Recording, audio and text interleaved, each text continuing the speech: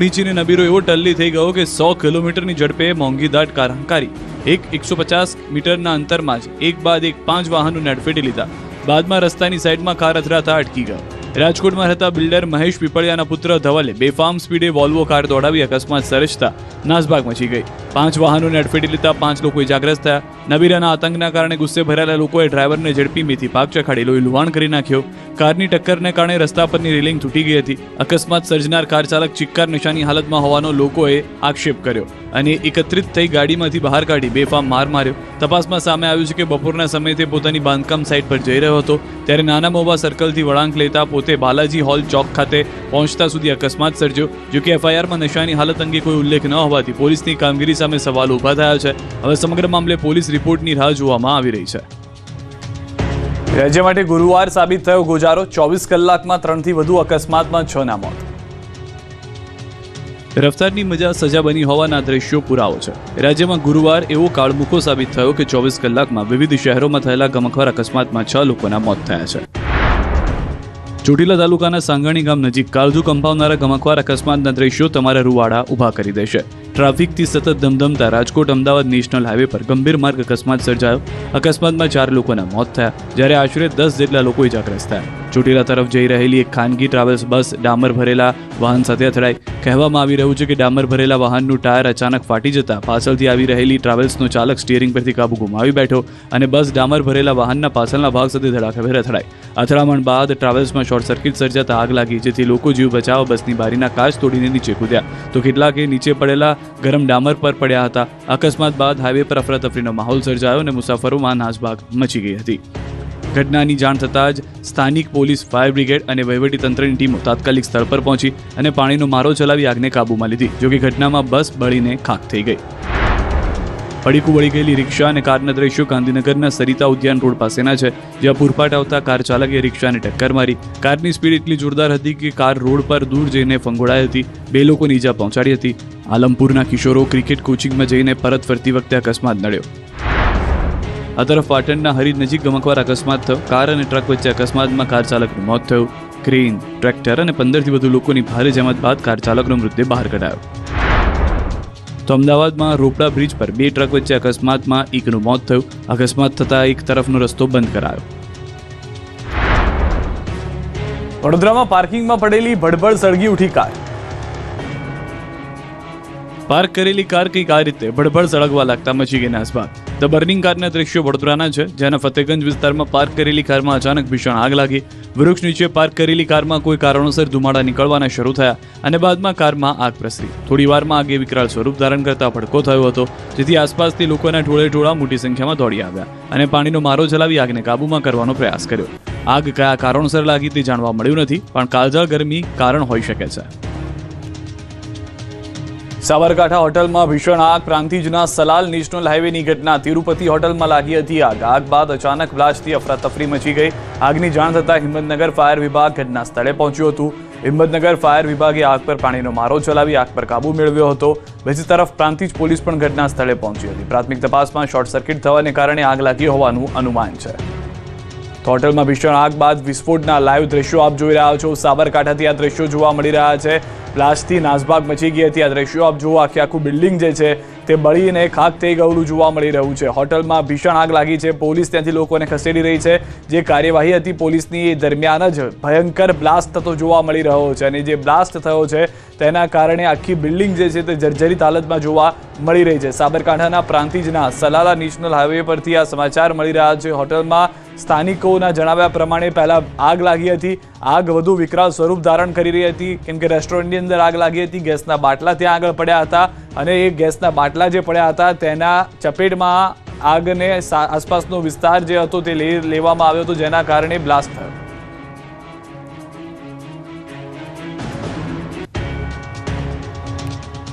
તો આ તરફ પાલનપુરમાં ભંગારના ગોડાઉનમાં ભીષણ આગ. આગની વિકરાળ જ્વાળાઓ અને ધુમાડાના ગોટે ગોટા. આ દ્રશ્યો બનાસકાંઠાના પાલનપુરના છે, જ્યાં ચડોતર વિસ્તારમાં આવેલા ભંગારના ગોડાઉનમાં અચાનક જ આગ ફાટી નીકળી. પ્લાસ્ટિકના ભંગારના ગોડાઉનમાં લાગેલી આગ પળવારમાં જ વિકરાળ બની ગઈ, જેના કારણે આસપાસમાં અફરાતફરી મચી ગઈ. ફાયર વિભાગની ટીમ તથા પોલીસ કાફલો તરત જ દોડી આવ્યો. ફાયર વિભાગ દ્વારા તાત્કાલિક આગ પર કાબુ મેળવવા માટે પ્રયાસ શરૂ કરાયા. નડિયાદમાં પણ ભંગારવાડામાં લાગી આગ. નડિયાદના મલ્હારપુરા વિસ્તારમાં ભંગારના વાડામાં ભીષણ આગ લાગી હતી. તપતી ગરમીના કારણે પ્લાસ્ટિક અને લોખંડનો ભંગાર રાખતા વાડામાં અચાનક આગ ભભૂકી ઉઠી. ભંગાર હોવાને કારણે થોડી જ વારમાં આગે રૌદ્ર સ્વરૂપ ધારણ કરી લીધું. આગે વિકરાળ સ્વરૂપ ધારણ કરતા વિસ્તારમાં અફરાતફરી મચી ગઈ. લોકો આગ બુઝાવવા દોડી આવ્યા હતા. ફાયરની ટીમને જાણ કરતા નડિયાદ ફાયર બ્રિગેડના 2 ફાયર ફાઇટર તાત્કાલિક ઘટના સ્થળે પહોંચ્યા અને કલાકો સુધી પાણીનો મારો ચલાવીને આગને કાબૂમાં કરી હતી. પણ ત્યાં સુધીમાં ગોડાઉનમાં રાખેલો તમામ સામાન બળીને ખાક થઈ ગયો. લાખોનું નુકસાન થયું હતું. જેતપુરમાં મહિલા વકીલ પર હુમલો. જેતપુરમાં કાયદાના રક્ષક જ અસુરક્ષિત છે. જે મારામારીના કેસ લડે છે તે જ વકીલ પર 4 થી વધુ મહિલાઓએ હુમલો કર્યો. મહિલા વકીલને વાળ પકડીને માર મારવામાં આવ્યો.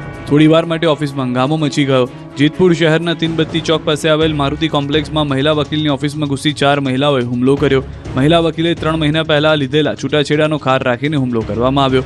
આરોપી મહિલાઓએ ઓફિસના પાછળના દરવાજાથી ગેરકાયદેસર પ્રવેશ કરી વકીલને ગાળો ભાંડી વાળ ખેંચી તથા ઢીકાપાટુનો મૂઢમાર માર્યો.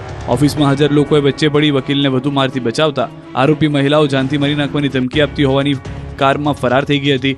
વકીલ મહિલાની એવી ધુલાઈ કરી નાખી હતી કે તેને હોસ્પિટલ સારવાર માટે ખસેડવામાં ફરજ પડી હતી.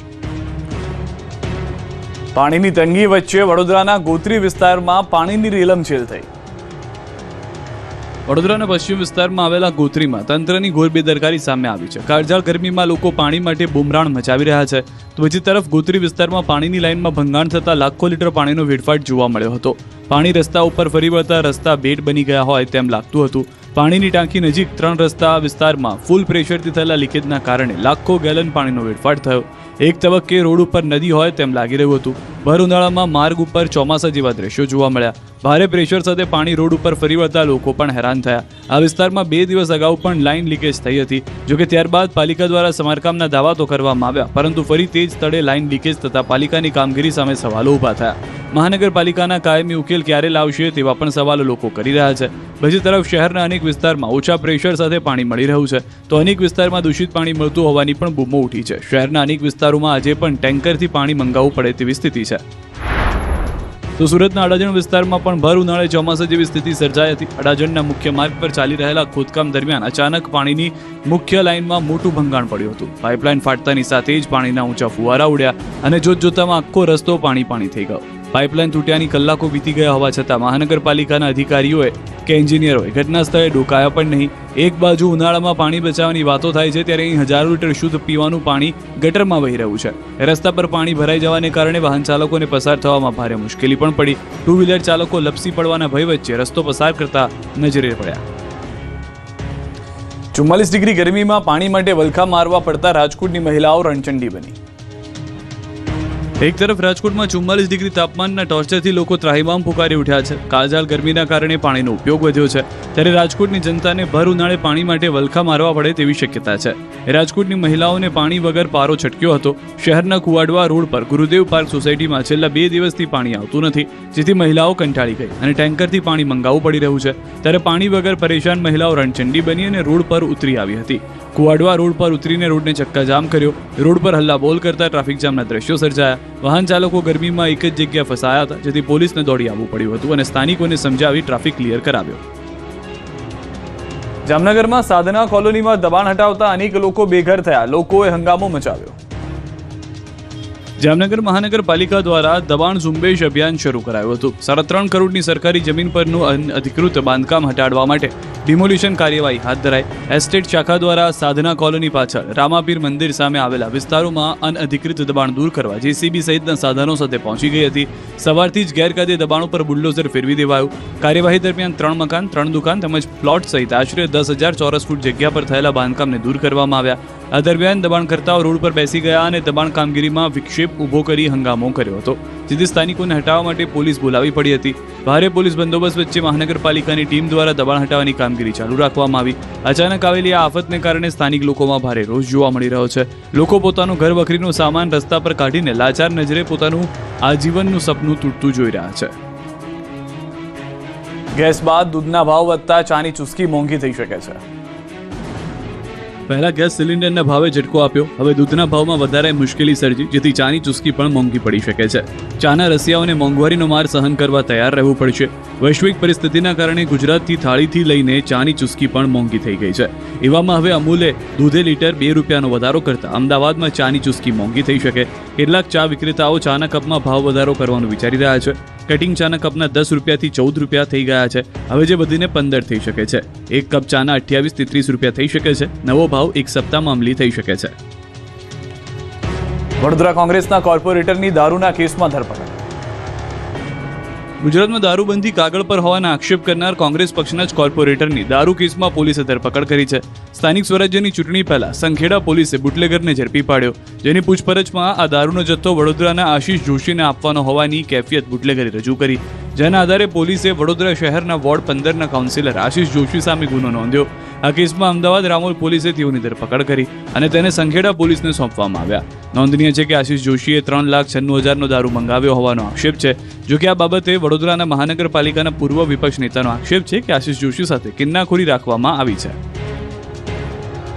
સુરતના પાંડેસરામાં લુખ્ખાઓએ ફિલ્મી સ્ટાઇલમાં હુમલો કર્યો. સુરતના પાંડેસરામાં આવેલી રિદ્ધિ સિદ્ધિ સોસાયટીમાં અસામાજિક તત્વોની દાદાગીરી જુઓ. પાંડેસરામાં દારૂના નશામાં ધૂત કેટલાક શખ્સો એક પરિવારના ઘરમાં ઘૂસી જાનથી મારી નાખવાની ધમકી આપી. નંબર પ્લેટ વગરની કારમાં સવાર થઈને આવેલા નશાખોરોએ વિસ્તારમાં ભારે હંગામો મચાવ્યો. કેટલાક શખ્સોએ કારમાં આવીને યુવક પર હુમલો કર્યો.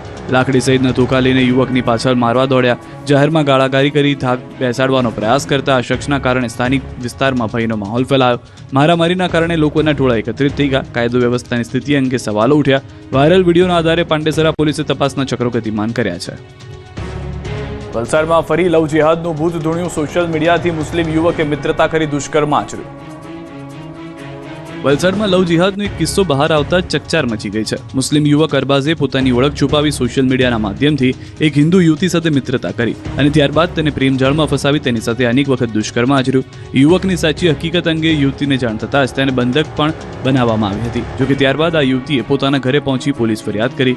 યુવક વિરોધ ગંભીર આક્ષેપો કર્યા કે જીયા નાયકા નામનું એક ફેક આઈડી બનાવી અને પીડિતા સાથે મિત્રતા કરી તેને પ્રેમજાળમાં ફસાવી અને ત્યારબાદ પોતાનું સાચું નામ અંકિત ઘોડિયા પટેલ હોવાનું જણાવી દીધું અને યુવતીને લગ્નની લાલચ આપી અનેક વખત દુષ્કર્મ આચર્યું. જોકે ત્યારબાદ ભાંડો ફૂટતા અરબાઝે યુવતી પાસેથી મોબાઈલ લઈ પોતાના ઘરમાં બંધક બનાવી હતી. જોકે અનકન પ્રકારે યુવતી છૂટી અને પોતાના ઘરે પહોંચી પરિવારજનોને પણ સમગ્ર હકીકત જણાવી હતી. પંચમહાલમાં દિવાલ બની મોતની દિવાલ, પિતા પુત્રના મોત. ગોધરામાં દિવાલ બની છે પિતા પુત્ર માટે કાળ. શહેર ભાગોળ વિસ્તારના ચીઠિયાવાડમાં જૂનું મકાન તોડતી વખતે ધરાશાયી થઈ હતી. આ ગંભીર દુર્ઘટનામાં પિતા અને પુત્રનું મોત નીપજ્યું. દયાળ ગામના વતની કાળુભાઈ જાલિયા અને તેમના 4 વર્ષના પુત્ર કિશનનું દિવાલ પડતા મોત થયું. ચીઠિયાવાડમાં જૂનું મકાન તોડતી વખતે દિવાલ ધરાશાયી થઈ. આ દુર્ઘટનામાં પિતા પુત્રને ગંભીર ઇજાઓ થઈ. સારવાર મળે તે પહેલા જ મોત થયું. બાદમાં પિતા પુત્રના મૃતદેહને ગોધરા સિવિલ હોસ્પિટલ ખાતે પોસ્ટમોર્ટમ માટે ખસેડવામાં આવ્યો. ત્યારે મૃતકના ભાઈએ ગંભીર આક્ષેપ લગાવ્યા કે કોન્ટ્રાક્ટરના કારણે જ મારા ભાઈ અને ભત્રીજાનું મોત થઈ ગયું છે. હાલોલમાં પુત્ર જ કપાતર નીકળ્યો. ઘર કંકાસમાં પુત્રએ જ પિતાની હત્યા કરી.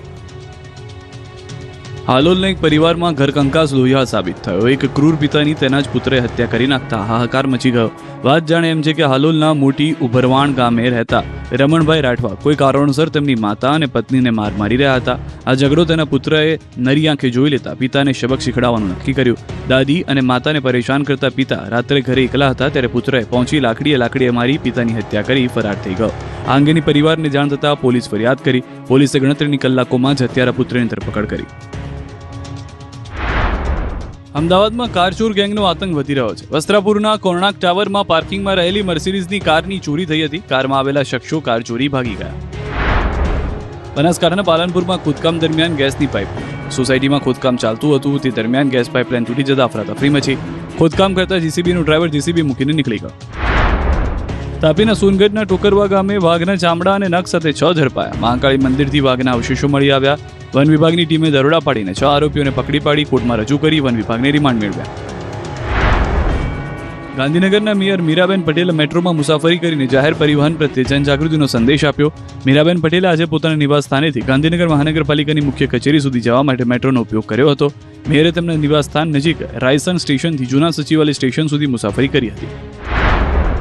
તો સુરત રેલવે સ્ટેશનના રીડેવલપમેન્ટ પ્રોજેક્ટ વચ્ચે વધી રહેલી ટ્રાફિક સમસ્યાને નિવારણ માટે ઉચ્ચ સ્તરીય બેઠક યોજાઈ, જેમાં નવા ટ્રાફિક પ્લાનને અંતિમ મંજૂરી આપવામાં આવી છે. શહેરમાં નવા ટ્રાફિક જંકશન, વધુ સીસીટીવી કેમેરા સ્થાપન અને પ્રી મોન્સૂન કામગીરીને લઈને પણ મહત્વપૂર્ણ નિર્ણય લેવાયા.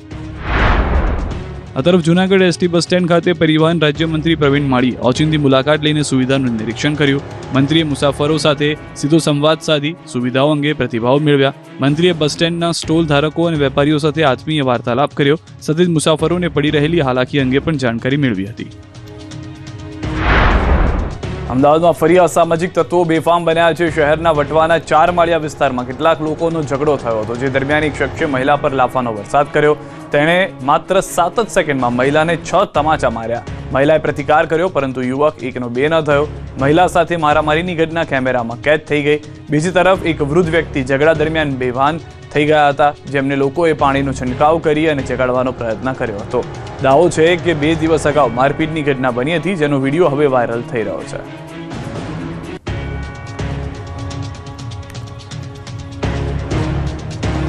જાફરાબાદના કડિયાળી ગામે ડાલામથ્થાએ ભર બજારમાં કર્યું પશુનું મારણ. રાતના અંધારામાં એક યુવાન શેરીમાં બિંદાસ્ત રીતે ચાલીને આવી રહ્યો હતો, ત્યારે જ દોડતું ગાયનું વાછરડું આવ્યું અને તેની પાછળ શિકારી સાવજ આવી રહ્યો હતો. એક પંજો મારી પશુનો શિકાર કર્યો. નજર સામે મોત જોઈને ઊભી પૂંછડીએ યુટર્ન લઈને યુવાન જીવ બચાવવા ભાગ્યો. 20 સેકન્ડ સુધી પશુનું ગળું દબાવી મારી નાખ્યા બાદ ડાલામથ્થો ભારે ભરકમ શિકાર લઈને જંગલ તરફ જવા લાગ્યો. રાતના 11:15 વાગે ગામમાં સાવજોની ડણક અને ગર્જના સાથે શિકારના દ્રશ્યો અમરેલીના જાફરાબાદના કડિયાળી ગામના છે, જેની બજાર અને નાની શેરીઓમાં સિંહે શિકાર માટે દોડધામ કરી 2 પશુનું મારણ કર્યું. તેને ઢસડીને લઈ ગયો. તે દરમિયાન શેરીમાં પસાર થતા એક સ્થાનિક રાહદારીનો જીવ માંડ બચ્યો. ઘટનાને પગલે ગ્રામજનોમાં ભયનો માહોલ ફેલાયો, જ્યારે વન વિભાગની જાફરાબાદ રેન્જ પાસે પેટ્રોલિંગ વધારવાની માંગ ઉઠી છે. કોડીનારના અરણેજમાં બાળકીને દીપડાએ ફાડી ખાધી. કોડીનાર તાલુકાના અરણેજ ગામની વાડી વિસ્તારમાં આદમખોર દીપડો બાળાને ઉઠાવીને ગયો હતો. પરિવાર નજીકના ગામમાં લગ્ન પ્રસંગમાં જવા માટે નીકળ્યો, ત્યારે અચાનક દીપડો ત્રાટક્યો અને બાળાને ઉચકી જતા પરિવાર તેમજ આસપાસના લોકોમાં ભયનો માહોલ ફેલાયો. ઘટનાની જાણ થતાં જ ગ્રામજનો મોટી સંખ્યામાં એકત્ર થયા અને બાળાની શોધખોળ હાથ ધરી. પરિવારજનો અને ગામ લોકોએ આસપાસના ખેતરો, વાડીઓ અને ઝાડીઓમાં કલાકો સુધી શોધખોળ શરૂ કરી, પરંતુ બાળાનો કોઈ પત્તો ન મળ્યો. ઘટનાને પગલે તરત જ વન વિભાગને જાણ કરવામાં આવી. ત્યારબાદ વન વિભાગની ટીમ પણ ઘટના સ્થળે દોડી આવી. ગ્રામજનો સાથે સંયુક્ત રીતે સર્ચ ઓપરેશન શરૂ કરવામાં આવ્યું. કલાકોની ભારે શોધખોળ બાદ નજીકના બાજરીના ખેતરમાંથી બાળાનો મૃતદેહ મળી આવતા સમગ્ર વિસ્તારમાં શોકની લાગણી છવાઈ ગઈ. માસૂમ બાળાના મોતથી પરિવાર પર આપ ફાટી પડ્યું હોય તેવી સ્થિતિ સર્જાઈ છે અને પરિવારજનોના આક્રંદથી ઘટના સ્થળ